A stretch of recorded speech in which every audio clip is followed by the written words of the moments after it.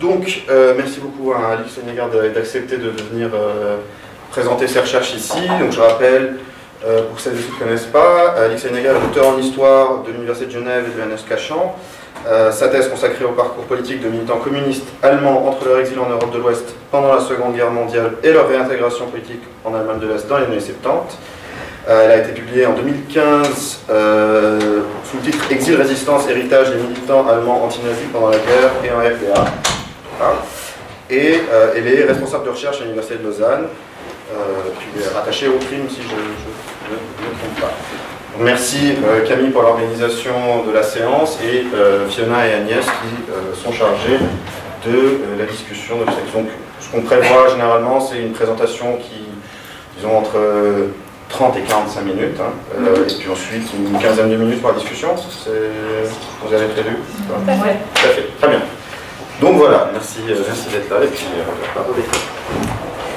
alors merci pour cette invitation, et c'est une invitation intéressante aussi parce que vous me demandez de présenter des recherches que j'ai menées avant mon contrat à l'Université de Lausanne, puisque à l'Université de Lausanne je collabore à un projet sur les philanthropes genevois autour de 1900, où on peut discuter après du lien entre philanthropes et communistes, mais ce n'est pas lieu ici tout de suite. Donc ce que je vais présenter ce soir, c'est une partie de ma thèse, donc une partie des recherches que j'ai menées dans le cours de ma thèse, et ces recherches ont fait l'objet aussi d'un article dans le XXe siècle qui faisait partie d'un dossier spécial que nous avons coordonné avec Michel Christian, qui était aussi assistant à l'Université de Genève, et nous avons écrit nos thèses en parallèle. À ce moment-là, à la fin de nos thèses, on avait plusieurs collègues et amis qu'on avait rencontrés à Genève, à Berlin, à Paris, un peu au cours de notre parcours de recherche, et certains avaient écrit des thèses sur la question avec une approche de genre, d'autres avaient des approches de genre dans leur thèse, mais ce n'était pas le questionnement central. Et on s'est dit que ça pouvait être une idée féconde de rassembler toutes ces personnes et de faire un dossier pour le XXe siècle.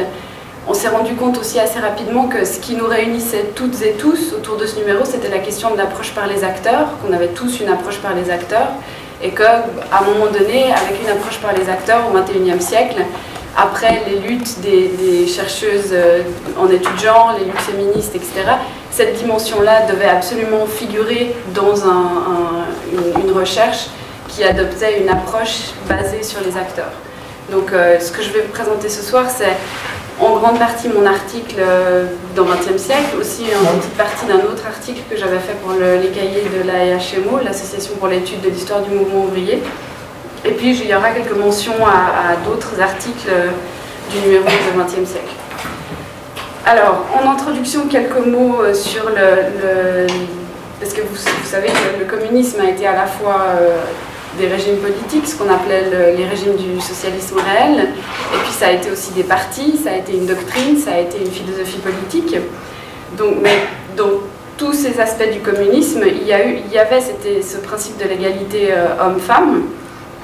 Donc en cela, les partis communistes et les régimes ont été des opportunités pour les femmes, mais les théoriciens du communisme n'ont jamais considéré que la libération des femmes et l'égalité était un but à atteindre pour lui-même. Ils voyaient la domination masculine comme un espèce de dommage collatéral du système capitaliste, et donc un dommage collatéral qui était voué à disparaître en même temps que ce système capitaliste. Donc ils ont rarement, véritablement traité la question de la domination masculine pour elle-même, mais néanmoins, ils ont promu une forme d'égalité dans les pratiques et dans les discours, et on peut donner quelques exemples comme celui du Parti communiste français qui dans les années 30 présentait des femmes sur ses listes électorales alors qu'elles n'avaient pas le droit de vote encore à l'époque, donc c'était un signe militant que de faire ça. En URSS et dans les régimes post-Deuxième Guerre mondiale également, des femmes ont pu être théoriciennes et collaborer à la production de nouvelles normes. L'exemple le plus connu est celui de Alexandra Kollontai, qui a été la première femme élue au comité central du parti bolchevique en 1917 et qui a été la première commissaire du peuple à la santé, qui a participé notamment à la rédaction du Code de la famille en 1918. À un niveau plus général, Les régimes communistes ont permis aussi aux femmes d'accéder plus largement au salariat à travers la promotion de pratiques de prise en charge de la petite enfance. L'exemple peut-être le mieux réussi et le plus connu est celui de l'Allemagne de l'Est, de la RDA, dont le système de crèche, qui s'appelait Kinderkrippen, était très développé, si bien qu'en 1980, les femmes en âge de travailler sont actives à 80% en Allemagne de l'Est, ce qui est un taux qu'aucun pays a égalé jusque-là, et elles représentent 49% des travailleurs. Selon Sandrine Kott, qui a beaucoup étudié la société est-allemande, c'est un des taux les plus élevés au monde. Donc, il y a aussi eu des campagnes pour que les femmes exercent des métiers qui étaient alors considérés comme masculins. Par exemple en Pologne, où on a favorisé l'idée que les femmes pouvaient aussi construire des tracteurs, qu'elles pouvaient aussi travailler dans l'industrie lourde, comme l'illustre l'article de Małgorzata Fidelis dans le dossier de XXe siècle. Mais dans de nombreux cas, ce travail féminin a aussi été considéré comme une variable d'ajustement par les régimes, si bien que lors des crises, quand il s'agissait de réduire la main-d'œuvre, c'est toujours les femmes qui ont subi les premières mesures de réduction des effectifs. Et c'est ce que l'historiographie du genre et des femmes appelle le backlash, c'est-à-dire le retour en arrière qu'on observe après la mise en œuvre de ces politiques. Donc l'exemple est très bien développé dans l'article de Małgorzata Fidelis. Donc la question, c'est pas tellement de savoir si les régimes communistes ou les partis ont véritablement ou sincèrement promu des politiques d'égalité, mais plutôt d'examiner leur capacité à subvertir les rapports sociaux de sexe et la manière dont les actrices ont tenté, actrices communistes ou non, ont tenté, avec la marge de manœuvre dont elles disposaient, ce qu'on appelle en anglais leur agency, d'imposer une forme d'égalité ou la reconnaissance de leur contribution à l'édification des régimes, à la marche du parti, au même titre que les hommes. Alors là, je vais en venir plus à mon terrain propre, c'est-à-dire que je vais m'intéresser au cas des femmes communistes allemandes et à leur parcours entre l'exil pendant la période du nazisme jusque dans les années 70, alors qu'elles sont réintégrées dans les rangs d'un parti au pouvoir, le SED, le Parti unifié d'Allemagne de l'Est, dans un régime communiste. Et donc l'idée, c'est d'examiner leurs activités en exil en la comparant avec celles de leurs camarades masculins et leur héritage politique dans l'après-guerre. Donc est-ce qu'elles sont impliquées dans les activités résistantes au même titre que les hommes? Est-ce qu'elles en tirent une légitimité politique identique, ce qui est vraiment une question cruciale en RDA, puisque l'héritage politique collectif et individuel a vraiment un poids important dans les carrières politiques et pour l'État en général? Et comment elles sont représentées en tant que résistantes dans ce régime qui fonde sa légitimité à exercer le pouvoir sur son héritage de résistance contre le nazisme, ce qui est désigné en RDA à l'époque comme l'antifascisme. Donc au cœur de ces questionnements, il y a un élément qui est défini, qu'on peut définir comme une compétence politique. Donc c'est un point important parce que pour les historiennes et les historiens, c'est les activités qui relèvent de la compétence politique dont on va trouver des traces dans les archives, dans les rapports, dans les PV, dans les notes de séance. Et puis c'est aussi ce qui est valorisé, ces compétences politiques, et ce qui est mis en spectacle après la guerre. Et donc ça rejoint aussi ces frontières du privé et du public, qui sont des constructions sociales et qui ont souvent eu pour conséquence d'exclure les femmes du cercle de la politique, puisqu'on a considéré que que certaines tâches relevaient du privé et qu'alors elles n'appartenaient pas à la question des activités politiques et des compétences politiques. Alors même que ces contributions-là, même si elles étaient renvoyées à l'espace privé, étaient des contributions essentielles à la poursuite d'un objectif politique. Et je reviendrai sur cette question tout au long de mon intervention. Donc, dans une première partie, je vais montrer comment le Parti communiste allemand se construit une culture de parti très genrée dans les années 30, parce que vous verrez que ce répertoire-là, il est important aussi pour l'après-guerre. Dans une deuxième partie, je vais parler des activités de ces femmes communistes et de leurs camarades pendant la guerre, au moment de la résistance. Et dans une troisième partie, j'aborderai la question de l'héritage politique en Allemagne de l'Est. Donc, comme vous savez sûrement, les Allemandes sont parmi les premières européennes à obtenir le droit de vote en 1918. Mais la politique, élection et institutionnelle reste un univers très masculin dans la République de Weimar. Le Parti communiste et le Parti socialiste sont les deux partis qui tentent de promouvoir des femmes dans leur rang, qui ont aussi des figures de théoriciennes très importantes, comme Clara Zetkin ou Rosa Luxemburg. Mais la culture que se forme le parti dans les rues de Weimar reste très masculine, et elle est fondée sur l'exacerbation d'une figure virile du militant. Alors, cette figure virile du militant, elle se fonde principalement sur deux éléments. Le premier, c'est la représentation du héros du travail industriel, qu'on voit beaucoup dans les images des années 20 et 30 en Allemagne, mais pas seulement en Allemagne, en France aussi. Donc cette image du héros du travail industriel, elle est fondée sur la pénibilité du travail, qui appelle l'idée que le travail a besoin d'une force masculine pour être accompli. Et en Allemagne, c'est un lien très fort avec le secteur de la métallurgie. Il y a beaucoup d'industrie métallurgique en Allemagne, qui est très présente. On peut donner comme exemple Krupp ou Thyssen, qui sont des immenses conglomérats industriels. Le deuxième élément, c'est la question de la lutte politique dans les rues de Weimar. Donc, au moment où les nazis arrivent au pouvoir en 1933, la République de Weimar est véritablement au bord de la guerre civile depuis plusieurs années. Et la lutte politique se joue aussi dans les rues à travers les sections armées des différents partis. Donc le parti nazi, bien évidemment, le parti communiste aussi, le parti socialiste. Et il y a aussi l'idée que les faubourgs rouges des grandes villes allemandes doivent être défendus contre les groupes paramilitaires, les groupes nazis, mais aussi les groupes paramilitaires qui sont issus de la Première Guerre mondiale. Vous en avez une très bonne illustration dans les mémoires d'un militant qui s'appelle Georg K. Glaser, un livre qui s'appelle Secret et violence. Donc toute cette ambiance, tout ce jeu politique dans les rues repose aussi sur l'échec de la démilitarisation après la Première Guerre mondiale.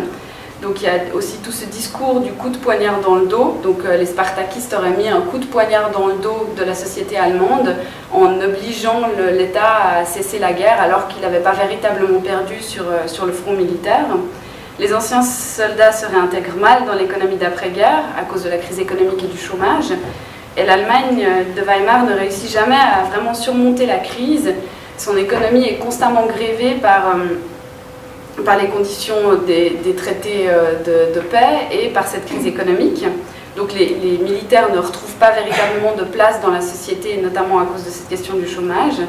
Et donc la violence est un facteur très présent dans la culture politique de Weimar, aussi bien dans les pratiques, c'est-à-dire dans la manière de faire la politique et dans les rues, mais aussi dans les représentations et les discours. Alors, pour vous montrer ça, j'ai pris des affiches électorales. Donc ça, c'est une affiche du Parti communiste allemand en 1932. Et puis, vous voyez l'idée qu'on oppose donc le travailleur, qui est vêtu vraiment, c'est la figure du travailleur des années 20-30 en Allemagne, la casquette, la veste, etc., le rouge derrière. Et puis, vous avez autour de cette table tous ces hommes qui symbolisent le système de la République de Weimar contre lequel le parti se prétend lutter. Et donc, vous avez différents personnages clés. Donc, on voit Hitler au milieu de la table, également un personnage qui tient un casque à pointe. Les hautes formes symbolisent les grands capitalistes. Et il y a un peu toutes ces figures ennemies. Mais le Parti communiste n'est pas du tout le seul parti à l'époque qui a ce genre de représentation. Donc ici, vous voyez deux affiches socialistes pour les mêmes élections. Et donc on voit que de la même manière, le parti prétend aussi vouloir lutter contre les mêmes ennemis, c'est-à-dire les royalistes, les nazis, mais également les communistes. Et que le répertoire de la violence est aussi très présent chez les socialistes, alors même que en fait, c'est le parti qui est au pouvoir pendant toute la République de Weimar, à peu de choses près, pas vers la fin, mais c'est le parti qui a aussi construit la République de Weimar. Vous voyez les mêmes représentations, donc ces mêmes triples ennemis, les junkers, donc ces propriétaires terriens liés à l'armée, le capitalisme, et puis ce qu'ils appellent le nouveau militarisme, et de nouveau le travailleur pantalon de bretelles, avec l'idée que lui va véritablement lutter l'épée à la main contre cette espèce d'hydre à trois têtes. Alors, évidemment, le tableau ne serait pas complet si je ne vous montrais pas aussi une affiche du NSDAP à la même époque, où on retrouve ces traits de la figure virile du militant, et là pour le coup force virile qui lui permettent de véritablement briser ses chaînes et de se libérer par lui-même, et chaque fois l'idée est de transposer le vote vers cette espèce de lutte politique mais physique, et donc de faire un parallèle entre ces deux choses. Un historien américain d'origine allemande a très bien montré pour le Parti communiste allemand comment se construit cette culture de parti très genrée, très masculine, c'est Eric Weitz. Mais ce qu'on voit dans ces affiches et dans une étude de la vie politique allemande à l'époque, c'est que le Parti communiste allemand n'est pas du tout le seul à construire cette culture-là.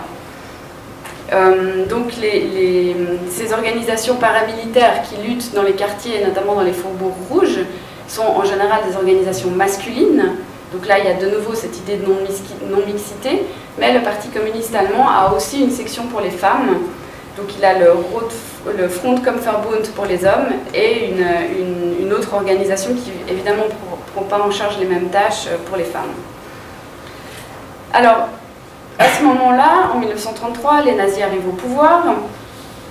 Et quelques semaines après ce changement de paradigme, puisque dès lors les ennemis politiques, si vous voulez, les forces politiques qui s'affrontaient dans les rues de Weimar vont connaître un changement de relations et une asymétrie dans la lutte puisque les nazis, tout en arrivant au pouvoir, peuvent s'approprier les outils de l'État pour lutter contre les communistes. Et ils vont le faire au moment de l'incendie du Reichstag, au mois de février. Et ils vont saisir cet incendie comme une opportunité d'interner en régime administratif les militants communistes. Donc ils vont accuser les militants d'avoir mis le feu au Reichstag pour déstabiliser l'État et pour commencer une guerre civile. Donc au nom de la protection de l'État, ils décident d'interner les militants du Parti communiste allemand. Et c'est pas tellement difficile pour eux de le faire puisque grâce à la police de Weimar, ils disposent d'un fichier assez complet sur les militants communistes présents en Allemagne, leur adresse, leur domicile, les endroits où on peut les trouver. Donc en quelques semaines, il y a une grande campagne d'arrestation et beaucoup de militants communistes se retrouvent internés dans des camps de concentration, dont Dachau est le premier, Dachau, Buchenwald, Ravensbrück pour les femmes. Donc ces camps vont se multiplier en Allemagne et il va y avoir ce moment d'internement. Pour les communistes allemands, ce n'est pas du tout une expérience anodine, puisque ces premiers internements en 1933 sont le début d'une longue série qui prendra fin qu'en 1945, dans laquelle on peut citer notamment ces camps-là, mais encore d'autres camps en Allemagne, mais surtout les camps au retour de la guerre d'Espagne, de la guerre civile espagnole, les camps sur la plage dans le sud de la France. En 1939, au début de la guerre, les autorités françaises décident d'interner tous les ressortissants du Grand Reich, donc les Allemands et les Autrichiens, dans des camps, au nom du fait qu'ils sont ressortissants d'un État ennemi. Et en janvier 1940, ils internent également les femmes. La Belgique interne les hommes allemands et autrichiens, mais pas les femmes. Donc, et par la suite, il y a encore des moments d'internement, notamment après, en lien avec la répression, au moment où ces militants sont attrapés par la police, quand ils ne sont pas exécutés, ils sont déportés en Allemagne dans des camps. Donc c'est une expérience qui est importante aussi parce que dans les situations d'internement, les communistes mettent en œuvre toute une série de stratégies qui visent à ne pas se laisser aller et à récupérer la main sur le quotidien et sur l'organisation du camp, en superposant à l'organisation du camp une organisation interne qui est très bien décrite par Wolfgang Langhoff dans son livre mémoire publié en 1935, Les soldats du Marais. Donc ils mettent en place une organisation interne à l'intérieur du camp, ils répartissent les postes, ils mettent en place aussi une organisation de solidarité qui vise à répartir les paquets de nourriture qui sont reçus par les uns les autres pour répartir cette nourriture entre tous les camarades. Mais il y a aussi toute une forme il y a aussi des aspects culturels dans cette organisation interne. Par exemple, souvent les prisonniers et les prisonnières mais séparément, vont composer un chant du camp, ce qu'on appelle un Lagerlied en allemand. D'ailleurs, le chant du camp qui est décrit dans le livre de Wolfgang Langhoff, le Bürgermoorlied, du nom de son camp, va devenir très connu et a été encore repris récemment. Parfois, ils organisent aussi des spectacles, etc. Et toute cette organisation interne et ces différents aspects leur permettent aussi de se présenter eux-mêmes comme des combattants à l'intérieur du camp et de montrer qu'en fait, ils ne se laissent pas aller à être simplement les prisonniers des nazis, mais qui résistent et qui s'opposent à travers ce collectif. C'est ce qu'on peut définir comme une espèce de culture du camp, mais qu'on retrouve très clairement dans les camps en Allemagne en 1933-34, dans les camps sur la plage au retour de la guerre d'Espagne, dans les camps d'internement en France pour les ressortissants allemands et dans les camps en Allemagne, là où les communistes et les prisonniers politiques sont internés. L'idée, c'est aussi, mais peut-être, enfin, c'est très fort déjà en 1933, c'est de montrer aux nazis qu'ils ne sont pas des sous-hommes et que leurs convictions politiques sont tellement fortes que c'est ça qui leur fait triompher de la barbarie nationale-socialiste. Donc on reviendra après là-dessus, mais pour le moment, il faut garder en tête l'idée qu'il y a ces organisations qui se mettent en place, que ça se met en place assez systématiquement, et que ce soit dans des camps pour femmes ou des camps pour hommes, ces organisations existent, on a des témoignages pour les deux, mais que c'est toujours une expérience, l'internement en camp est toujours une expérience non mixte où les hommes et les femmes sont séparés. Voilà, donc en Suisse, on va avoir le même genre il va y avoir aussi des camps et aussi des organisations internes, puisque les autorités suisses, dès 1933, prêtent une attention très particulière aux exilés communistes, puisqu'ils les soupçonnent d'ambition révolutionnaire. Ils pensent qu'ils vont appuyer le parti communiste suisse et faire une révolution en Suisse. Et donc systématiquement, ils les expulsent du pays, jusqu'en 1939, au début de la guerre, où une expulsion est jugée trop dure par une partie de l'opinion publique, et où les autorités décident de ne plus expulser ces militants, mais de les interner en régime administratif dans des pénitenciers, jusqu'en 1941, où ils vont construire le premier camp pour réfugiés d'extrême gauche. Dans ce camp, ils vont concentrer des communistes, des socialistes radicaux, des anarchistes, des anciens brigadistes d'Espagne, espagnols ou d'autres nationalités. Et ils vont les garder dans ce camp pratiquement jusqu'en 1945, même si le camp est déplacé. Et dans ces camps, il y aura l'idée de soumettre les internés à une surveillance plus importante que dans les autres camps de travail en Suisse, et de les isoler le plus possible de la population. Donc ils le font avec des stratégies très simples, comme placer le camp à plusieurs heures de marche d'un village, ou dans une zone francophone ou italophone, alors que la majorité des internés du camp sont germanophones.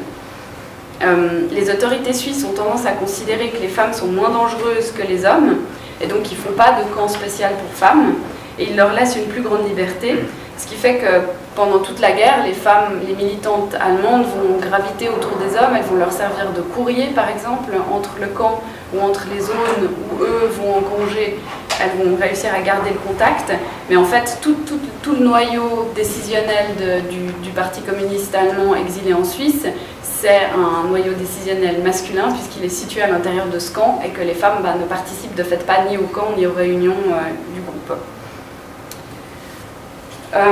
Donc c'est pas tellement, enfin ça rejoint les analyses qui ont été faites notamment par les historiennes belges qui ont publié un numéro de la revue Sextant en 2009 sur le thème des femmes exilées politiques. Et donc elle voit l'exilé politique comme la représentation de l'exilé politique comme une figure masculine. Elle l'analyse de cette manière-là. Donc là, je vous ai mis deux citations du numéro. Donc les hommes sont automatiquement intégrés dans l'histoire de l'émigration politique. Anonymes, ils n'en jouent pas moins un rôle majeur et reconnu dans la diffusion des idées révolutionnaires en Europe et en Amérique. Ils en sont même un vecteur incontournable, comme le souligne Bruno Grospo pour les partis communistes qui ont été largement des partis d'exilés. Ces militants sont indispensables et sont toujours représentés comme des hommes forts, courageux, disciplinés, entièrement voués à leur cause. Les femmes, en revanche, quel que soit le motif de leur départ, forment une foule indifférenciée, cantonnée dans des fonctions naturelles, une sorte de bruit de fond pour l'histoire de l'immigration politique. Donc c'est aussi, l'ambition de ce numéro, c'était aussi d'aller regarder un peu, d'essayer de percer à jour ce bruit de fond et de se donner les moyens d'en savoir un peu plus sur ces femmes. Et donc, sortir des cadres classiques de l'étude du mouvement ouvrier et du communisme, c'est-à-dire non pas les espaces militants qu'on observe d'habitude, c'est-à-dire les cafés, les usines, les prisons, les rues, les entreprises, mais des espaces où on va éventuellement retrouver les femmes.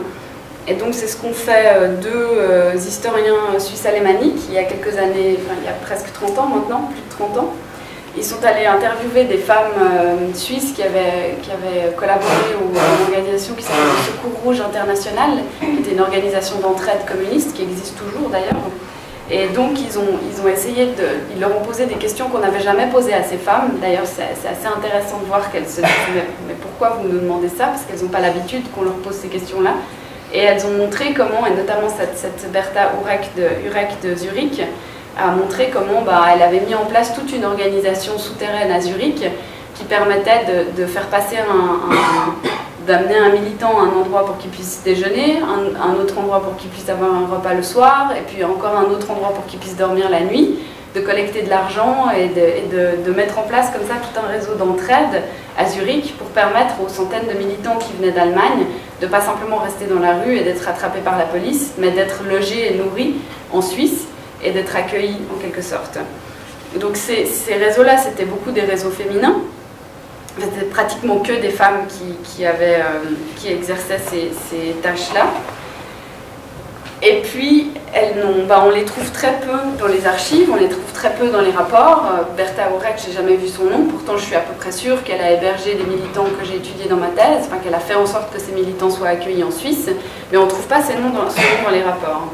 On trouve quelques traces de ce travail féminin, notamment justement dans les rapports du Secours Rouge International, qui sont assez lacunaires, mais là c'est un échange de correspondance entre Wilhelm Pieck, qui est un des leaders du Parti communiste allemand exilé à Moscou pendant la guerre, et une des responsables du Secours Rouge à Zurich. Donc j'ai traduit la citation. Donc c'est un langage codé puisqu'ils ont peur que le courrier soit surveillé par les autorités de police en Suisse. Donc il lui dit, parce qu'elle explique qu'il y a trop de militants, qu'ils n'arrivent pas à gérer, qu'elles sont à court de moyens, qu'elles ne savent pas comment faire. Donc elle demande à Pieck de trouver un moyen pour faire venir ces militants communistes en URSS, en disant c'est la patrie du socialisme, donc vous devez les accueillir, ou au moins que l'URSS envoie de l'argent pour qu'ils aient un peu de ressources. Et donc Pieck lui répond: tu ne te laisseras pas abattre, je suis sûre que tu ne te laisseras pas abattre, mais que tu feras tout pour t'en sortir avec les enfants. Donc les enfants, c'est les militants communistes. Je ne cesserai pas de t'aider, surtout que moi-même, je porte le plus grand intérêt aux enfants. Donc il lui dit: je t'aide, mais de manière symbolique, et tu as tout mon soutien moral, mais en vérité, il ne va pas envoyer ni de l'argent, ni trouver un moyen pour faire venir ces militants en URSS. Ce qui est assez amusant aussi dans le reste de la correspondance, c'est qu'il y a une maman qui est citée, et on comprend assez bien qu'en fait, maman, c'est Joseph Staline. Donc, c'est pas forcément évident. Donc, maintenant, si je prends je m'intéressais plus à la question, enfin, aux activités de ces femmes et de ces hommes, de ces militants allemands en France et en Belgique. Donc, dans ces deux pays, en France et en Belgique, à partir du début, déjà dans les années 30, mais ça continue après le début de la guerre, les partis communistes nationaux fondent, en collaboration avec ses camarades allemands et autrichiens, des organisations dont la mission vise l'armée allemande. Ça s'inscrit aussi dans une tradition communiste allemande qui date de 1918, donc des spartakistes, l'idée qu'il faut faire de l'agitation parmi l'armée allemande. Donc c'est ce qu'ils vont essayer de faire. Et ils fondent une organisation qui s'appelle le Travail allemand, ou le Travail anti-allemand, qui se fixe comme objectif d'infiltrer les groupes d'occupation, de recruter des soldats et de mener un travail de renseignement. Donc l'organisation, elle se forme entre l'automne 1940 et le printemps 1941. Elle publie son premier journal en juin 1941, ce qui est assez commode, comme ça permet à ces communistes de ne pas s'opposer à la politique de Moscou, puisqu'en juin 1941, le pacte germano-soviétique est plus qu'un souvenir, puisque l'Allemagne a attaqué l'URSS. La direction du travail allemand, elle est composée de représentants du parti allemand, du parti autrichien et du parti tchèque, puisque l'idée c'est de rassembler les germanophones qui sont exilés en France et en Belgique au sein de cette organisation. Par exemple, en France, pour ceux qui connaissent l'histoire des organisations communistes d'exilés, le travail allemand est séparé de la main-d'œuvre immigrée, qui réunit en général les militants étrangers qui sont affiliés au Parti communiste français. En Belgique, l'organisation est moins importante parce qu'il y a moins de militants, parce qu'ils sont plus jeunes et parce que le Parti communiste belge a moins de moyens que le Parti communiste français, qui est à l'époque un des plus grands partis communistes d'Europe de l'Ouest, si ce n'est pas le plus grand. Donc ce travail allemand, il est divisé en 3 sections. La première section est celle qui concerne les femmes particulièrement, puisqu'elle s'appelle le service de liaison. Et la mission du service de liaison, c'est elle est attribuée à des femmes qui travaillent par groupe de 2 et qui ont pour mission d'aller rencontrer des soldats allemands, de discuter avec eux, d'avoir leur avis sur la guerre, sur la politique du régime national-socialiste, etc. Et donc d'éventuellement les recruter pour une organisation de résistance interne à l'armée, que eux-mêmes forment un peu des comités de soldats à l'intérieur de l'armée, mais aussi de sonder l'opinion des soldats pour la propagande que fabrique le travail allemand à destination de ces mêmes soldats. Il y a aussi une section de militants infiltrés, qui est une section mixte, où on trouve des femmes et des hommes qui sont engagés par les organisations, l'administration d'occupation et les services civils de l'armée, et qui tentent d'infiltrer ces services pour obtenir des informations pour les groupes de la résistance du Parti communiste français. Et enfin, il y a un groupe de distribution qui se charge de distribuer la propagande produite par le travail allemand et le parti à l'armée et dans les lieux qui sont fréquentés par des soldats. Donc, dans cette organisation, en fait, les militants les dirigeants, les cadres qui ont mis en place l'organisation du travail allemand, ils misent sur le potentiel de ces femmes qui sont choisies plutôt jeunes d'ailleurs, sur le potentiel d'attractivité que représentent ces femmes vis-à-vis des soldats allemands, pour les envoyer au contact de ces soldats allemands. Mais en vérité, c'est pas ce qu'eux considèrent comme une disposition combattante, mais ils les envoient véritablement au front, puisqu'ils les envoient au contact de ces soldats. Alors ça pose quelques problèmes pour les femmes aussi, qu'on retrouve dans les témoignages. Par exemple, elles disent qu'elles doivent affronter les avances des soldats et les repousser, trouver des explications pour ne pas entamer des relations intimes avec ces soldats, et qu'elles sont mal jugées par la police, par la population française et belge, qui les voit régulièrement au contact des soldats, qui les voit aussi un peu comme des Allemandes et qui cultivent un certain mépris pour elles. Alors, au moment de la libération de Paris, par exemple, des militantes raconteront qu'elles ont dû attendre jusqu'à ce que les organisations de résistance du Parti communiste leur fournissent des documents qui justifiaient leur contribution à la lutte contre l'occupant avant de pouvoir sortir de leur cachette, parce qu'autrement elles auraient été lynchées par la population, elles auraient connu le sort qu'ont connu les femmes qui ont collaboré à la libération. Donc c'est en 1943, cette organisation du travail allemand, elle va connaître un nouveau développement, c'est-à-dire qu'elle va être incorporée à une autre organisation qui est celle-ci complètement allemande, qui s'appelle Allemagne Libre, Freies Deutschland, qui est le nœud de mon travail de doctorat. C'est des organisations qui ont commencé à exister en URSS, puisque le premier comité national a été fondé en 1943 par des prisonniers de guerre de Stalingrad et des membres du bureau politique du Parti communiste allemand, donc des leaders du parti. Et ensuite, les militants qui ont appris la fondation de ce comité national par la radio fondent des comités similaires dans leur lieu d'exil, donc en Grande-Bretagne, aux États-Unis, au Mexique, en Grèce aussi, et en France, en Belgique et en Suisse.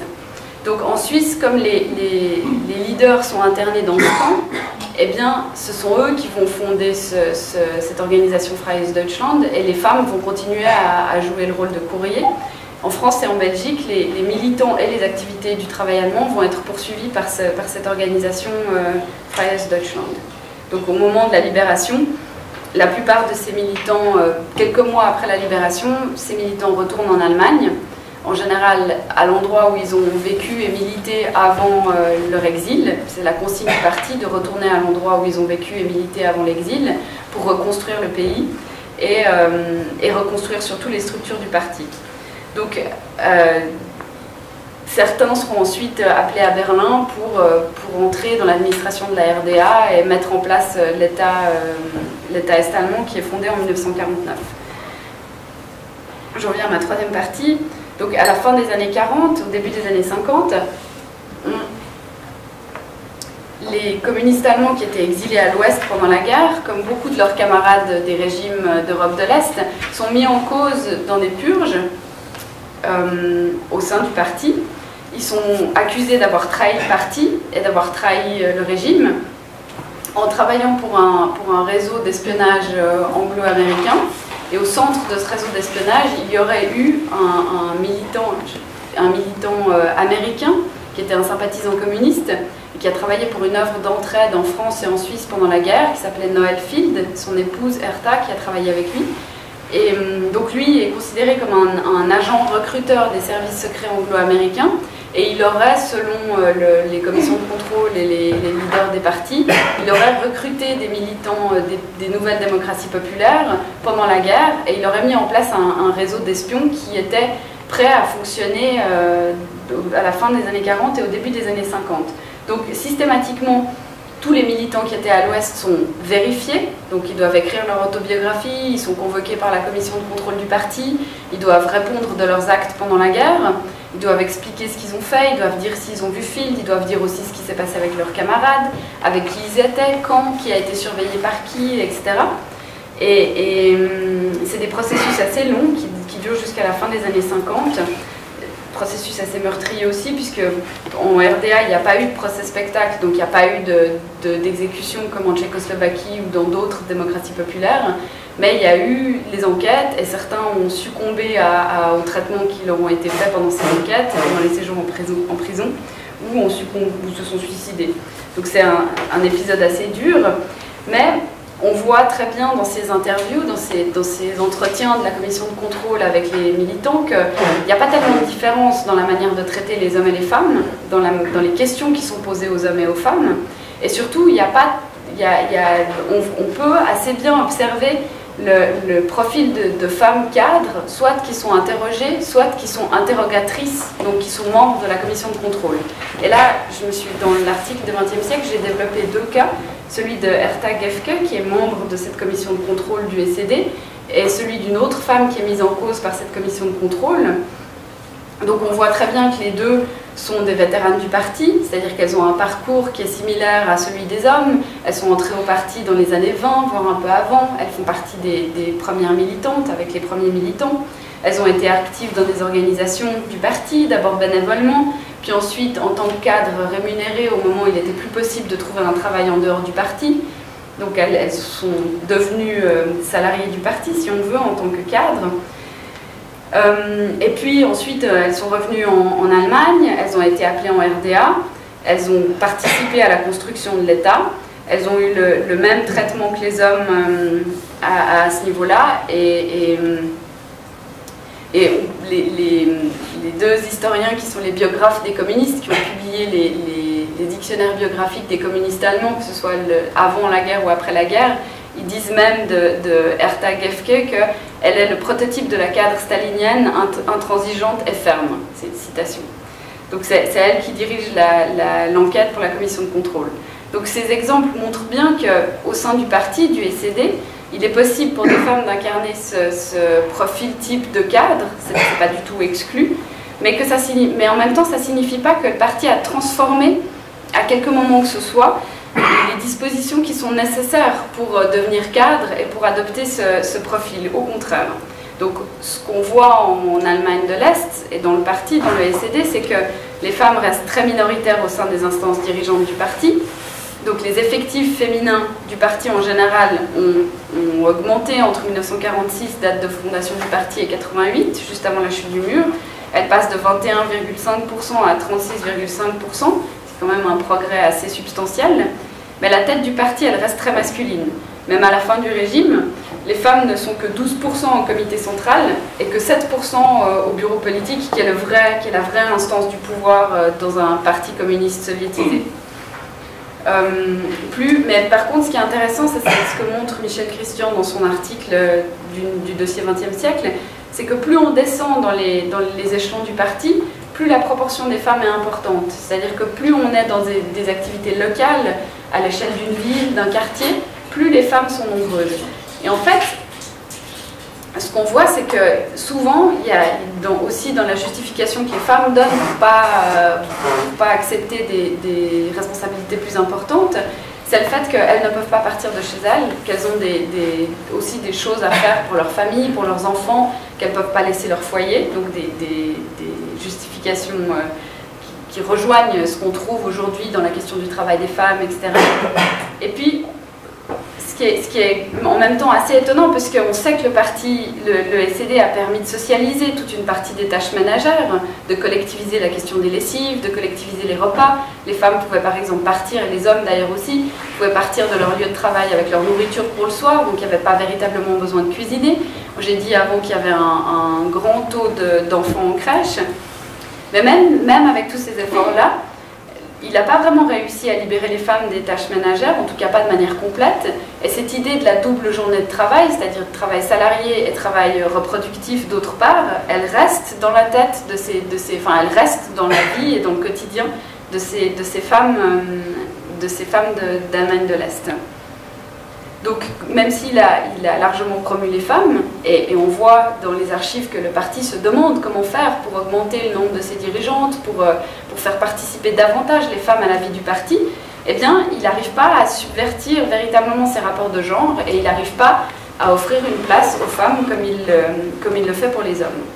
Et donc, moi, je me suis demandé aussi, puisque ce parti fonde son image sur des représentations, sur l'idée d'un combat, l'idée de l'édification d'un nouvel État, etc. Quelles sont les représentations que ce parti offre à la population qui fondent sa légitimité à exercer le pouvoir, donc son discours sur l'antifascisme.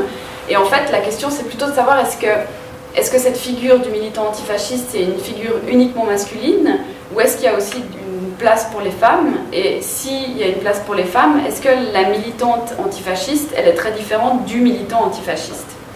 Donc, on a vu dans la deuxième partie qu'en France et en Belgique, les femmes assument un travail très dangereux auprès des soldats, qu'elles risquent véritablement leur vie. Et d'ailleurs, dans les rangs de ces militantes, beaucoup ont succombé à l'internement en Allemagne et ont été déportées après une arrestation en France et en Belgique. Donc, c'est un travail dangereux, c'est pas quelque chose d'anodin. Et on a un matériau très intéressant pour arriver un peu à répondre à ces questions, c'est qu'en Allemagne de l'Est, à partir de la fin des années 50, l'Institut pour le marxisme-léninisme, qui était l'institut qui se chargeait de l'histoire du parti et du mouvement ouvrier en Allemagne, a demandé aux personnes qui avaient été résistantes pendant les années 30 et la guerre d'écrire leurs mémoires, d'écrire des rapports sur leurs activités pendant la guerre et de contribuer à la politique, à l'héritage résistant que se donnait la RDA à travers ses témoignages et à travers ses discours. Et ces militants et ces militantes sont devenus des espèces de héros d'un musée vivant. On les amenait dans les écoles, par exemple, pour raconter aux enfants comment c'était pendant la guerre, où on les faisait venir dans des comités pour des commémorations. Ils avaient toute une série de tâches à remplir de cet ordre-là. Et pour eux, c'était aussi important de le faire, puisque au moment des purges, leur héritage politique, leur héritage résistant, ce qui légitimait leur place en Allemagne de l'Est, ce qui faisait qu'ils participaient à cet État antifasciste, eh bien, cet héritage politique a été complètement annihilé par le discours du parti et par ce qui a été publié dans les journaux, qui les désignait comme des traîtres et comme des gens qui avaient trahi le socialisme, le parti, etc. Donc pour eux, il y a un enjeu très très fort de réhabilitation politique à travers ces témoignages et à travers cette nouvelle place que leur donne le parti en Allemagne de l'Est. Donc ils vont s'investir assez fortement dans ces discours, et ils vont écrire des livres, ils vont donner des témoignages, etc. Ça, je n'ai pas montré, mais...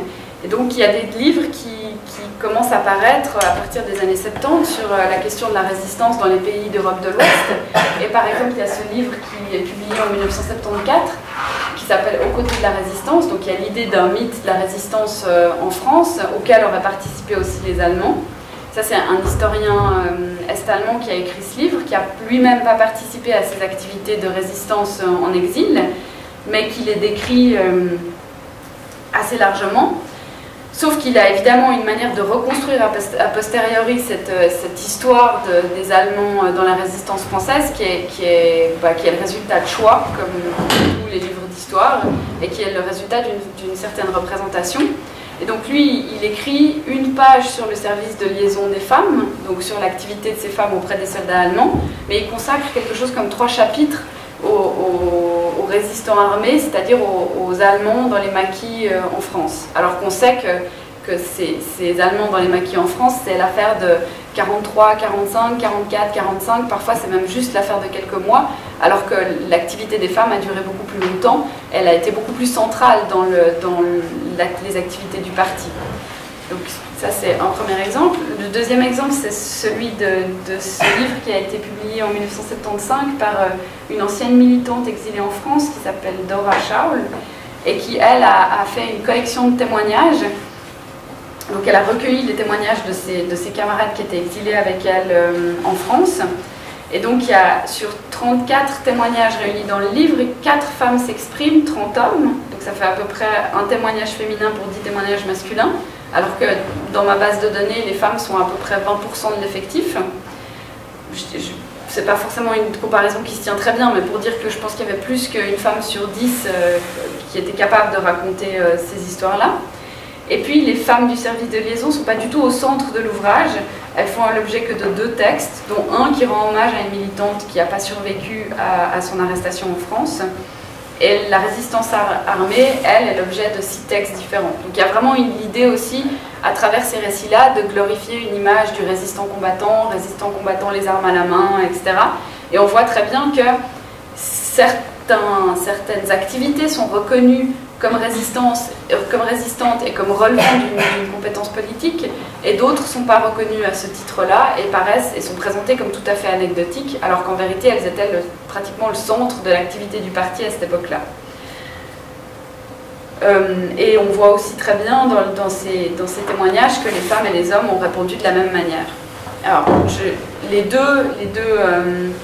Là, on revient aussi à un moment donné en Allemagne de l'Est à ce répertoire dont j'ai parlé dans les années 30. Et il y a 2 militants, alors il n'y a pas de femmes qui symbolisent ça, mais il y a 2 militants qui symbolisent ce répertoire, enfin cette représentation très genrée du parti et qui sont mis à l'honneur en Allemagne de l'Est. La première figure, c'est celle de Ernst Thälmann, c'est le premier secrétaire du parti en 1933, le secrétaire général en 1933, qui est interné à Buchenwald et qui est assassiné par les nazis en 1944. Donc le parti ont fait un espèce de martyr universel de la cause antifasciste, etc. Donc il y a beaucoup, en Allemagne de l'Est, il y a beaucoup de monuments qui sont érigés à son honneur, beaucoup de rues portent son nom aussi, pratiquement dans chaque grande ville. Et puis surtout les pionniers, donc les enfants, les organisations de jeunesse des enfants du parti, vont s'appeler les Thälmann pionniers en hommage à ce militant. Donc c'est vraiment la figure de la résistance, alors que lui était interné dans un camp de concentration pendant toute la guerre. Donc il symbolise cette résistance en camp. L'autre grand héros de la résistance, c'est Hans Beimler, qui est un militant qui a participé à la guerre d'Espagne, qui a disparu pendant la guerre d'Espagne dans des circonstances qui ne sont pas très claires et qui font encore débat aujourd'hui parmi les historiens. Et donc lui aussi, il incarne une figure très masculine, puisque c'est celle du soldat, du chef militaire et du génial et courageux tacticien. Il y a des chroniques sur Beimler en Espagne et sur la manière dont il a été un stratège génial. Et donc lui aussi, là vous voyez son visage sur un timbre de la République de la RDA. Mais il y a aussi des monuments, il y a aussi des écoles, il y a aussi des rues qui sont nommées d'après Hans Beimler, parce que c'est aussi un de ses héros. Donc on retrouve ces représentations, ces éléments très genrés de la culture politique communiste allemande dans ces représentations de l'après-guerre, ces mêmes éléments qui avaient été construits, façonnés pendant la République de Weimar et au début des années 30. Maintenant, si on revient aussi sur la question des camps, pour revenir aussi sur ce que je vous disais au début de cette présentation, qu'à l'intérieur des camps, les femmes et les hommes avaient vu les organisations internes et leur stratégie collective d'organisation et créative aussi comme une stratégie de résistance qui leur permettait de ne pas se laisser submerger par le système qui était censé les anéantir. Et bien, à la fin de la guerre, pour célébrer, glorifier cette idée de résistance à l'intérieur des camps, il y a des monuments qui sont élevés dans les dans les endroits où il y avait ces camps. Et Fritz Kremer est un des artistes qui en a fait 2, un pour le camp de Ravensbrück pour les femmes et un pour le camp de Buchenwald pour les hommes. Alors je pense que je n'ai pas besoin de passer des heures à vous montrer les différences entre ces deux. Il y a une historienne allemande qui a écrit un très bel article où justement elle compare ces 2 monuments, qui s'appelle Anne Quaschik. Et elle dit, par exemple, parce qu'en Allemagne de l'Est, ces monuments n'étaient pas érigés simplement, c'était pas un artiste qui décidait tout seul, il y avait toujours des collectifs de discussion qui regardaient, des collectifs d'anciens détenus et d'anciennes détenues, qui regardaient les projets, qui donnaient leur avis, qui critiquaient, qui demandaient un peu plus ci, un peu plus ça, etc. Donc les hommes étaient assez contents avec le monument qu'ils avaient eu, où on voit ces hommes qui se tiennent droit, qui ont le poing levé, on voit même un enfant devant eux, il y a vraiment cette posture aussi du militant résistant, tandis que chez les femmes, il y a plutôt cette vision d'une piéta socialiste, c'est-à-dire d'une femme qui va donner sa dernière énergie pour le soin des enfants, pour l'éducation des enfants, etc. Donc on voit que les enfants sont présents aussi dans cette statue, puis on voit qu'elles sont, une se cache le visage comme ça, l'autre a la tête qui est penchée, alors que les hommes regardent en haut, regardent fièrement. Et les femmes avaient, dans le collectif de Ravensbrück, les femmes avaient expliqué justement à Kramer et aux membres du parti qui dirigeaient ça, qu'elles voyaient le fait de s'être occupée des enfants, de s'être occupée du ravitaillement, de l'éducation des enfants, de les avoir cachés pour pas que les nazis ne les tuent, qu'elles voyaient ça comme un acte de résistance, et que pour elles c'était vraiment de la résistance, ça faisait partie de l'organisation interne. Et elles ont été assez déçues de voir que tout ce qu'elles avaient expliqué à Kramer, ça avait donné ça. Et elles ont essayé de lutter pour avoir un monument différent, mais c'est ça qui est resté. Donc à un moment donné, ça n'a plus été possible de voir les choses autrement. Donc voilà, je ne sais pas, peut-être dire 2 mots de conclusion. Je pense que ce qui est important en fait, cet exemple, il montre bien que à travers des représentations, des pratiques et des discours, il y a une manière de considérer certaines activités et certaines pratiques comme relevant du politique ou non, alors même que certaines pratiques et certains éléments indispensables à la réalisation des objectifs politiques, comme le travail des femmes, comme l'accueil des réfugiés, comme toute une série de choses dont j'ai parlé, mais d'autres que je n'ai pas eu le temps de décrire ici, sont considérées ou non comme des compétences politiques, comme des activités politiques, et que c'est en fonction de ça, de ce jugement qui va être fait a priori ou a posteriori sur ces activités-là, que les femmes vont être considérées comme des militantes ou comme simplement un soutien ou comme des sympathisantes. Et alors peut-être c'est un problème c'est un vrai problème pour les historiennes et pour les historiens, puisque on est toujours un peu en train d'essayer de chercher, de lire à travers les lignes ou essayer de chercher le rapport qui va peut-être nous parler de ça. Mais en fait, les archives sont bourrées de tout ce qui est considéré comme une compétence politique. Elles sont remplies on a des PV décisionnels, on a des rapports, etc. Mais la plupart du temps, ces rapports sont écrits par des cadres masculins et ils ne détaillent pas, même à la fin de la Deuxième Guerre mondiale, au moment où les responsables du Parti communiste en Suisse, en Belgique et en France écrivent de longs rapports pour revenir sur toute l'activité du parti pendant la guerre, puisqu'ils ont perdu le contact avec leur hiérarchie, eh bien, ils ne disent presque pas un mot sur le travail accompli par les personnes qui ont reçu les réfugiés, par exemple, ou sur le travail qui a été accompli par ailleurs. Donc, on est toujours un peu obligé de chercher ailleurs, on ne sait pas toujours bien où, et puis surtout, il y a une importance vraiment capitale dans certains cas du recueil de témoignages, comme l'ont fait les 2 historiens suisses alémaniques, ou comme on peut le voir dans les archives des témoignages, qui nous permettent aussi un peu de placer la focale ailleurs et de découvrir des nouvelles choses sur ces contributions féminines aux activités politiques du parti en exil ou au pays. Voilà. Merci.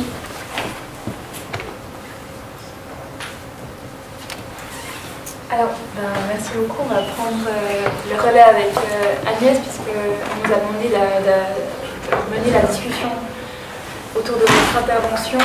Et donc, premièrement, on voulait vous remercier pour cette présentation de vos travaux. C'est particulièrement intéressant pour nous de voir comment vous travaillez à partir d'archives. Je pense à un réel apport pour nos recherches. Et donc on s'est un peu divisé la parole et je vais parler premièrement à partir de votre numéro dans la revue 20e siècle qui s'intitule Femmes, genre et communisme, que vous avez coordonné avec Michel Christian. Donc sur des thématiques en fait qui je pense intéressent particulièrement les membres et les membres associés du CRAPU, puisque ce sont des thématiques pas si éloignées en fait des objets qui intéressent par exemple les travaux d'Olivier Filleul sur le sexe du militantisme, la thèse en cours de Camille Masclet sur l'héritage des mouvements féministes de la seconde vague, la thèse de Vanessa Monet sur l'égalité dans les syndicats en Suisse, ou encore la publication récente de la thèse de Florence Josua sur les militants anticapitalistes en France, qui consacre aussi une partie de sa thèse à la question du genre et du militantisme. Et donc ces différents travaux que je viens de citer et les vôtres ont en commun de questionner justement les mobilisations collectives à la faveur de questions liées au genre et témoignent également de la légitimité croissante de la question du genre dans différents sous-champs des sciences sociales.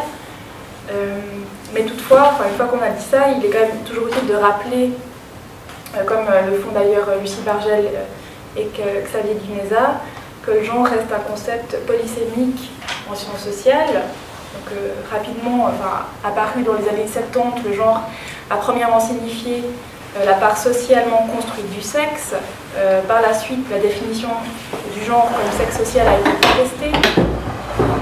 Le genre, dans les travaux plus récents, désigne l'ensemble des discours et des pratiques qui produisent la différence des sexes et qui sont constitutifs d'un ordre social inégalitaire.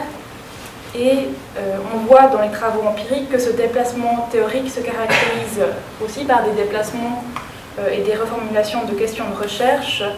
On passe un peu schématiquement de la question « mais qu'en est-il des femmes ?» dans tel ou tel objet, tel ou tel mouvement, en braquant peut-être un projecteur pour faire la lumière sur des actrices oubliées, à la question de l'observation des rapports sociaux de sexe, notamment au prisme de la division sexuelle du travail, comme enjeu central de la reconfiguration des groupes sociaux masculins et féminins au fil du temps. Et par la suite avec des propositions supplémentaires, comme celle d'articuler l'analyse des rapports sociaux de sexe à l'analyse des rapports sociaux de classe, de race, une proposition qui stipule que toutes les femmes ne partagent pas les mêmes expériences. Donc on voit dans l'émergence et la direction qu'ont pris ces questionnements liés au genre en sciences sociales, on voit que ces parcours sont le fruit de divers travaux et débats qui ont souvent été assez théoriques aussi. Donc on est aussi extrêmement content de pouvoir lire des travaux d'historiens et d'historiennes qui sont des travaux empiriques en lien plus ou moins avec ces questions. Et notamment à lire l'éditorial du numéro que vous n'avez pas abordé dans cette présentation, donc du numéro Femmes, Genre et Communisme dans la revue 20e siècle.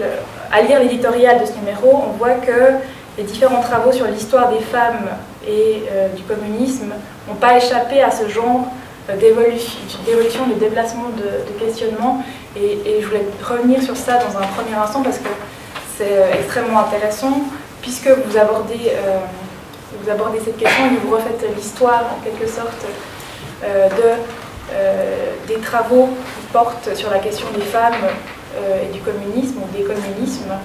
Donc, et vous montrez en fait que les premiers travaux apparaissent dans les années 70 dans le sillage des Women's Studies, qu'ils visent d'abord à évaluer empiriquement les capacités émancipatrices promues par les régimes communistes du RSS et de RDA, et que ces travaux montrent qu'ils ne permettraient pas, donc ces régimes, d'incarner un modèle d'émancipation satisfaisant pour les femmes.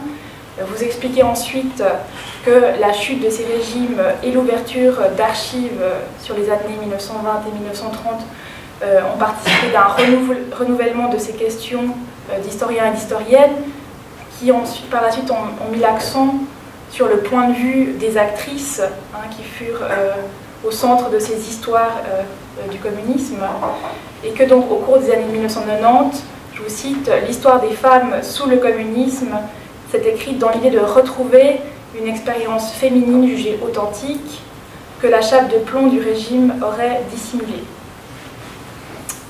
Et par la suite, l'approche de l'historienne Joanne Scott est intervenue comme un tournant par rapport à ces questions, puisque Joanne Scott propose de considérer le genre comme élément constitutif des rapports sociaux, des différences entre les sexes, et comme mode essentiel de définition des rapports de pouvoir.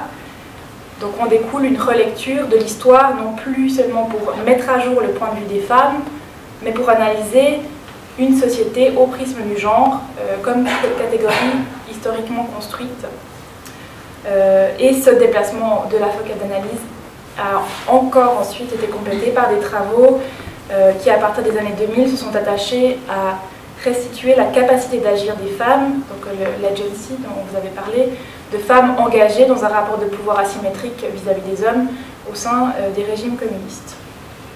Et donc, ce qui est intéressant, c'est que ce numéro de la revue 20e siècle que vous avez coordonné est aussi l'héritier de ces différents chemins empruntés par ces différents axes de recherche.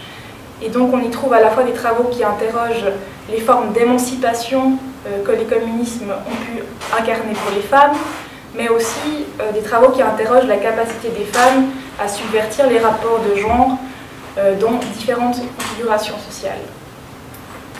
Et parmi ces travaux, votre article revient plus précisément sur la construction dans la tradition communiste d'une figure androcentrée du militant, vous l'avez extrêmement bien montré.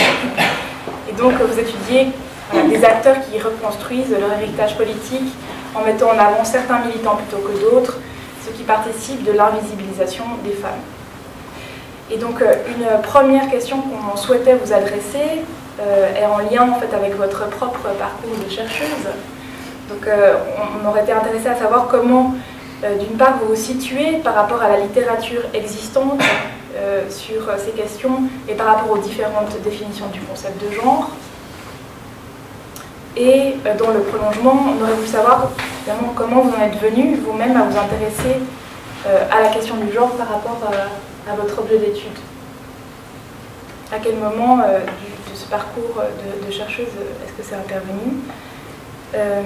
Et donc, une question en lien, c'est que, à vous lire et à lire l'introduction de votre article dans le numéro de la revue 20e siècle, on a presque l'impression que la question des femmes était inhérente à votre objet d'étude, puisque vous écrivez, je cite, « L'égalité femmes-hommes est un principe intangible de la culture communiste qui considère que les hiérarchies entre sexe, classe et race sont des constructions sociales et que, vous dites toujours dans l'introduction, l'étude de l'exercice concret du militantisme politique démontre une distribution genrée des rôles sociaux. » Et donc que le questionnement de départ partirait en fait d'une interrogation sur une sorte de décalage entre théorie et pratique militante des acteurs communistes par rapport à la question de l'égalité homme-femme.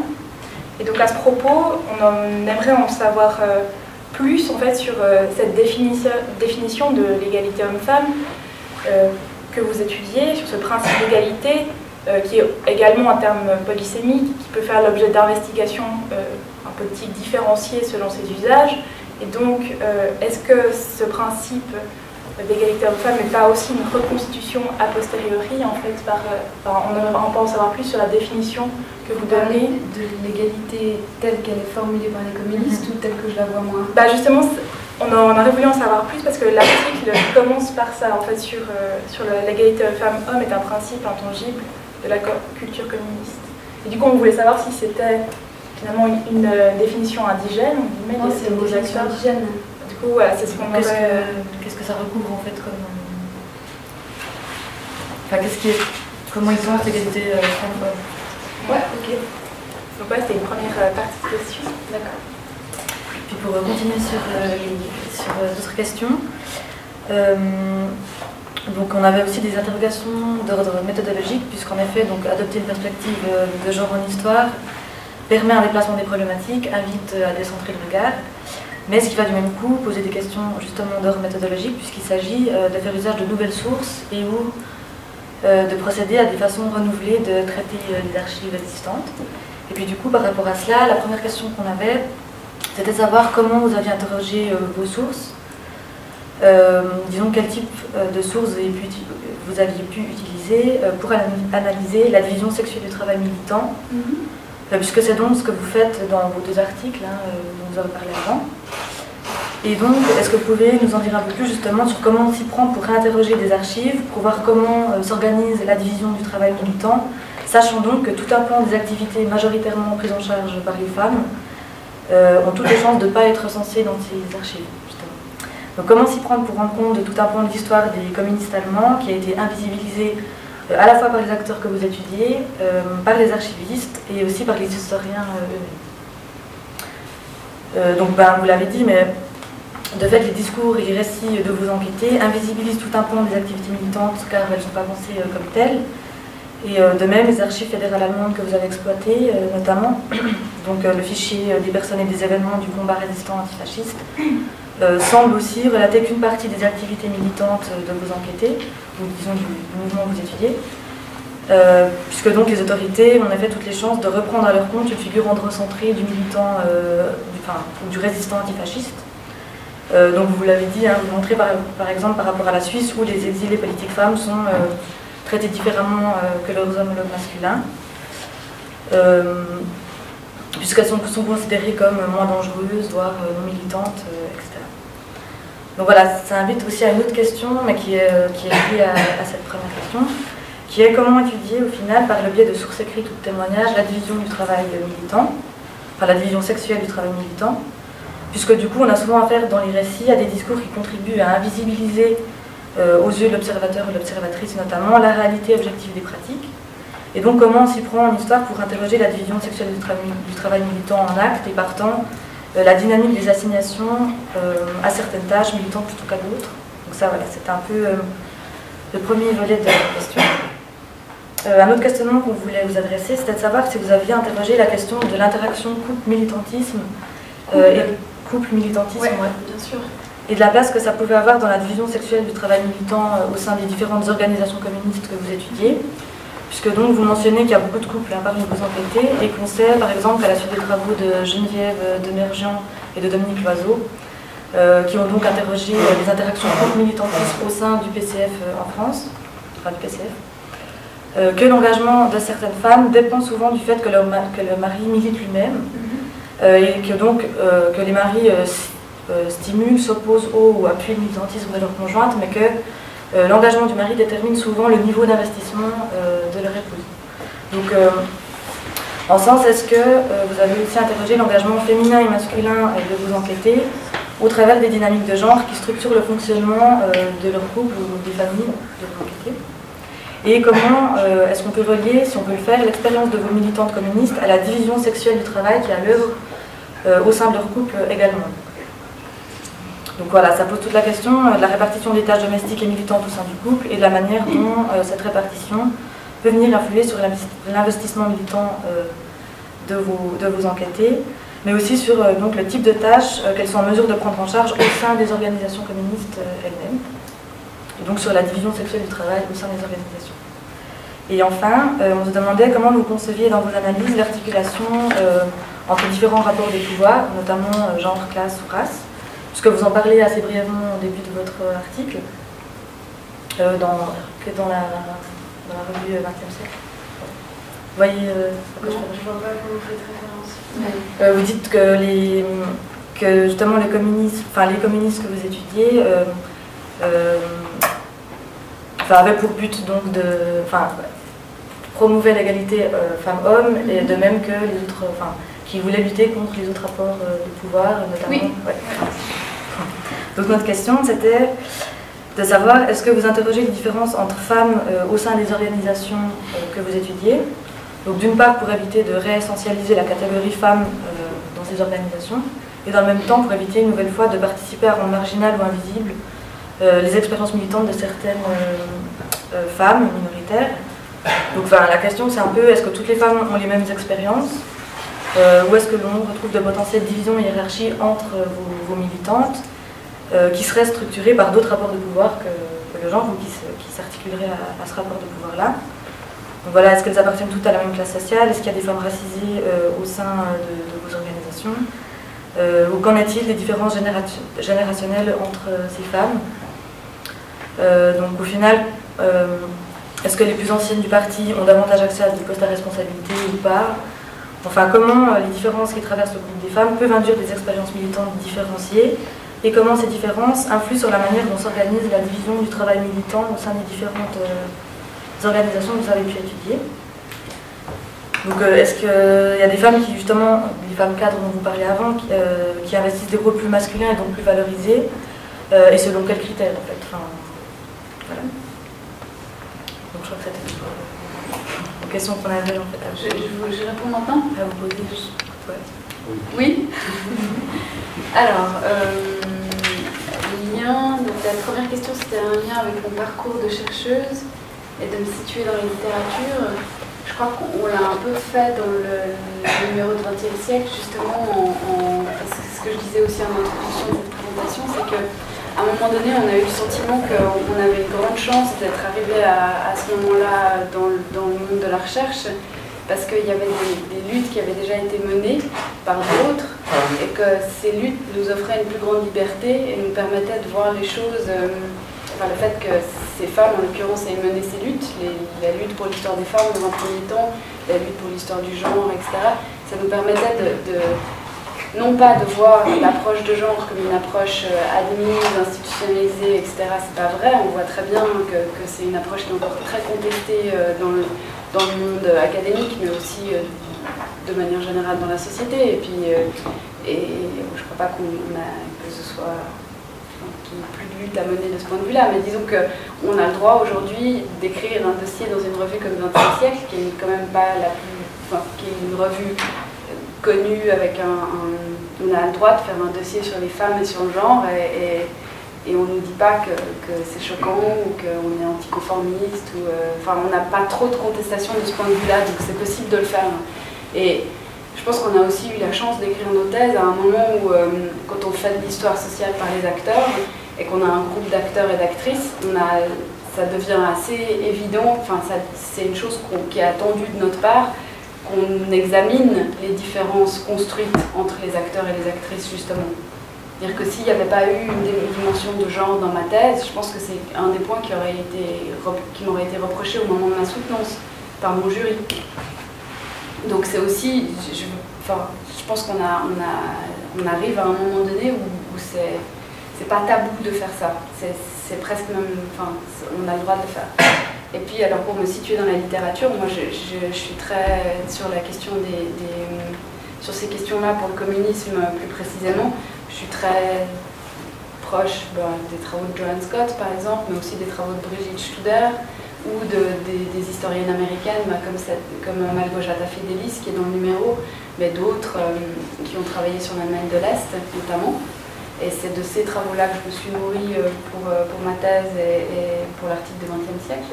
Je pense que c'est vraiment brillant la manière dont Joanne Scott montre comment la figure de la travailleuse se construit, non pas comme un parallèle à la figure du travailleur, mais justement de manière complètement différente, et comment elle est discréditée de ce statut de travailleur complet, entier. Et ça m'a beaucoup inspirée. Donc la définition du genre, pour moi le genre c'est les différences socialement construites entre les hommes et les femmes, mais je ne suis pas tout à fait satisfaite non plus par l'idée qu'il y aurait un sexe biologique, parce que c'est tomber dans une espèce d'approche dichotomique qui dirait que s'il y a un sexe biologique ça veut dire qu'il y a des femmes et des hommes, mais en fait non, quand on regarde des choses un peu plus près c'est beaucoup plus compliqué que ça. Donc voilà, je ne veux pas forcément m'étendre tellement sur cette question-là, mais l'idée même d'un sexe biologique, c'est à mon avis une notion qui fait un peu problème quand même, enfin qui ne doit pas être acceptée comme ça, qui fait discussion. Et puis le décalage entre la théorie et la pratique des militants, ouais, donc ça c'est des questions on va dire, de base pour des historiens, mais je pense pour des sociologues aussi. C'est-à-dire que la manière dont les acteurs tiennent un discours, mais ont des pratiques qui ne sont pas forcément cohérentes avec leur discours. Je pense que vous devez rencontrer ça aussi dans vos groupes militants, notamment des groupes militants de gauche, où les hommes disent « mais non, chez nous c'est l'égalité », mais bon, après quand on regarde d'un peu plus près la répartition du travail militant, ou de ce qui est considéré, ou de ce qui n'est pas considéré comme du travail militant, là on voit qu'il y a des différences qui recoupent, comme par hasard, les différences entre hommes et femmes, donc on voit qu'il y a ces décalages aussi qui existent, et je pense que les communistes ne sont pas les seuls à avoir ce genre de pratique. On retrouve ces mécanismes-là dans le militantisme de manière générale. Qu'est-ce que c'est l'égalité selon les communistes? Pour eux, le communisme, une fois réalisé, c'est pour ça qu'on appelle les régimes communistes des régimes du socialisme réel, c'est parce qu'en fait les partis n'ont jamais dit voilà, maintenant nous avons instauré le communisme, tout le monde vit sous le communisme. Le communisme, c'est un idéal à instaurer dans ces régimes. Et donc l'idée, c'est qu'il y a un chemin, il faut édifier le socialisme, il faut construire ça. Et construire ça, ça veut dire abolir toutes les inégalités, donc les inégalités de genre, les inégalités de race, les inégalités, enfin celles qui existent dans la société. Et qu'une fois qu'on aura gagné, qu'ils auront gagné, que ce sera édifié, il n'y aura plus de problème, il n'y aura plus de question d'inégalité justement. Il y a une espèce d'idée d'une égalité parfaite qui n'a évidemment jamais été atteinte et qui n'est probablement pas atteignable, puisqu'on sait qu'il y a des rapports hiérarchiques qui existent entre les individus outre le système capitaliste. Mais eux le pensent en ces termes-là. Alors comment on articule dans ces études-là la question des classes, du genre et des races? Alors la question des races, pour le coup, là, c'est pas vraiment central dans ces travaux-là. Par contre, la question des classes, elle se mue à l'intérieur du parti, puisque tout le monde prétend appartenir à la même classe sociale, la classe prolétaire. C'est plus la question des races, des classes, c'est la question de la hiérarchie à l'intérieur du parti. Comme vous l'avez relevé, à l'intérieur du parti, il y a des cadres, il y a des militants de base, etc. Et ces rapports hiérarchiques, ils jouent aussi en faveur ou en défaveur des acteurs et des actrices. Mais ce que je voulais montrer aussi au début de la troisième partie de ma présentation, c'est qu'il n'est pas exclu pour les femmes de devenir cadres, mais le parti n'a jamais réussi à faire que le profil de cadre ne soit pas un profil genré. C'est-à-dire que c'est comme, vous pouvez faire des parallèles avec plein de politiques de l'égalité qu'on connaît aujourd'hui dans l'État, dans les entreprises, à l'université, c'est que ces politiques, elles visent souvent à faire en sorte que les femmes se conforment à un modèle qui, en fait, est un modèle masculin. Mais le fait que ce modèle soit masculin, c'est jamais dit, c'est toujours implicite. Et ces institutions, elles n'ont jamais pour objectif de déconstruire ces modèles masculins pour en faire des modèles neutres du point de vue du genre. Les partis communistes, c'est la même chose. Ils n'ont jamais eu cette ambition de se dire le modèle du cadre est le profil du cadre est un profil androcentré, donc il faut déconstruire ce profil du cadre pour en faire un profil neutre du point de vue du genre, et alors là on aura des femmes qui seront cadres beaucoup plus massivement. Si vous voulez, il y a des parallèles qui peuvent être tracés entre ces choses-là, mais je pense que l'incapacité des régimes et des partis à subvertir les rapports de genre, elle réside principalement là, parce qu'ils ont été incapables de déconstruire ces profils, ces fonctions, ces constructions d'être un cadre, qui sont des constructions androcentrées, et de les rendre neutres du point de vue du genre, d'où leur échec. Et puis par rapport à la question de la méthodologie, c'est intéressant de se poser ces questions, parce que je me rends compte quand vous me les posez que pour moi c'est quelque chose qui vient assez naturellement, parce que j'ai beaucoup d'intérêt et d'affection pour les archives, et j'aime beaucoup les lire de manière très précise et très en détail. Mais je pense qu'il faut simplement être attentive et puis essayer de chercher les petits détails, les petites choses, essayer de se figurer aussi comment ça marche une organisation politique en se demandant mais qu'est-ce qui n'est pas dans le rapport en fait, et où est-ce que je pourrais éventuellement trouver ce qui n'est pas dans le rapport, donc quels sont les trous de mes archives, les blancs de mes archives, et éventuellement poser des hypothèses quand on n'a pas de réponse. Et puis, bon, les archivistes, il ne faut pas trop leur jeter la pierre, parce qu'en général, ce n'est pas eux qui ont fait les partis ont déjà fait un gros boulot en créant des archives d'une certaine manière. Et puis, les historiens vont après être plus ou moins attentifs à la manière de les exploiter. Mais je pense qu'il y a déjà la question de la production des archives. Qu'est-ce qui mérite de figurer dans un rapport, dans un PV de réunion qu'est-ce qui ne mérite pas d'y figurer? Et puis le premier tri, il se fait à ce moment-là, au moment de la production de ces archives. Alors dans le cas de mon étude, c'était peut-être une qualité, un défaut, c'est que comme j'avais toute une partie d'activités clandestines dans ma thèse, par définition, il n'y a pas d'archives pour les activités clandestines. Donc j'ai beaucoup utilisé du matériau produit après, ou des rapports, etc. Et là-dedans, je pouvais plus facilement retrouver les femmes aussi, parce que j'avais des témoignages très féminins. C'est comme ça que je me suis rendu compte, enfin des témoignages de femmes, c'est comme ça que je me suis rendu compte que la manière de s'organiser dans les camps, c'était exactement la même pour les hommes et pour les femmes, à partir de ces témoignages-là. Et ça m'a permis aussi de découvrir d'autres choses. Mais voilà, et puis je ne vais pas faire trop longtemps.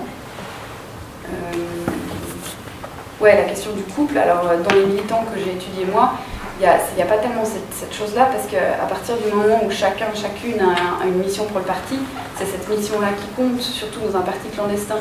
Donc en fait, les couples que j'ai pu identifier dans mon corpus de militants et de militantes, en fait, ils passent, entre 33 et 45, ils passent la plupart du temps séparés et pas ensemble. Et donc ils peuvent pas trop... Enfin, peut-être qu'ils influencent quand même sur les activités de l'autre, mais alors de manière très très déléguée. Mais des fois, il y en a un qui est en Espagne, elle est en Suisse, ou enfin, ils n'ont pas énormément de contacts. Voilà.